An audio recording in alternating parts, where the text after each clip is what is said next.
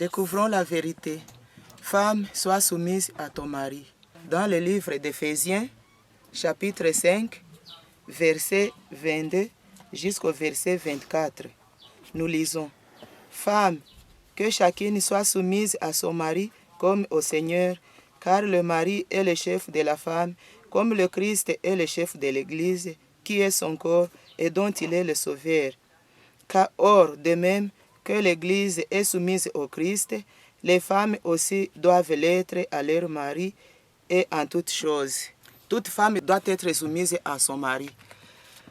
Premièrement, ce n'est pas l'homme qui fit tirer de la femme, mais c'est la femme qui fit tirer de l'homme. Sur ce, toute femme doit être soumise à son mari. Deuxièmement, ce n'est pas l'homme dont Satan s'est servi pour accomplir ses desseins, c'est Ève dont Satan s'est servi pour réaliser ses desseins. Sur ce, toute femme doit être soumise à son mari. Femme, sois soumise à ton mari. La Bible nous montre comment l'homme est le chef de la maison, comme Jésus-Christ est le chef de l'Église. Comme l'Église a un devoir sacré d'être soumise à son Seigneur Jésus-Christ, toute femme doit être aussi soumise à son mari, parce que la Bible nous montre comment l'homme, c'est bien lui, le chef suprême de la maison. Toute femme doit être soumise à son mari. Femme, sois soumise à ton mari. Femme, obéis à ton mari de bon cœur, obéis à ton mari dans toutes choses, sois soumise à lui parce qu'il est le chef suprême de la maison. Découvrons la vérité. Femme, sois soumise à ton mari. Humilie-toi devant ton mari. Sois humble devant ton mari. Obéis-le dans toutes choses. Il est le chef. Tu es son assistante. Sur ce, tu dois savoir que tu dois être soumise toujours à son autorité. Femme, sois soumise à ton mari. Sois attentive à ses besoins. Sois intelligente pour découvrir ce dont ton mari a besoin. Aime ce qu'il aime. Sers ton mari comme une bonne servante. Découvrons la vérité. Femme, sois soumise à ton mari parce que c'est la parole de Dieu qui dit comme ça. Évite tout ce que est ton mari. Tout ce qu'elle aime, rends-lui heureux. Deviens son bonheur. C'est comme ça que tu seras béni. Découvrons la vérité. Femme, sois soumise à ton mari. Obéis-le de ton cœur. Obéis-le, sois humble devant lui. Sois attentive à ses besoins, c'est ainsi que tu seras béni. Femme, sois soumise à ton mari. Sois fidèle à lui. Vous êtes liés pour les meilleurs et pour les pires.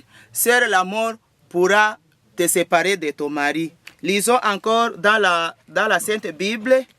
On nous montre comment une bonne femme devient une couronne pour son mari. Proverbe chapitre 18. Verset 22, on nous dit comme ça.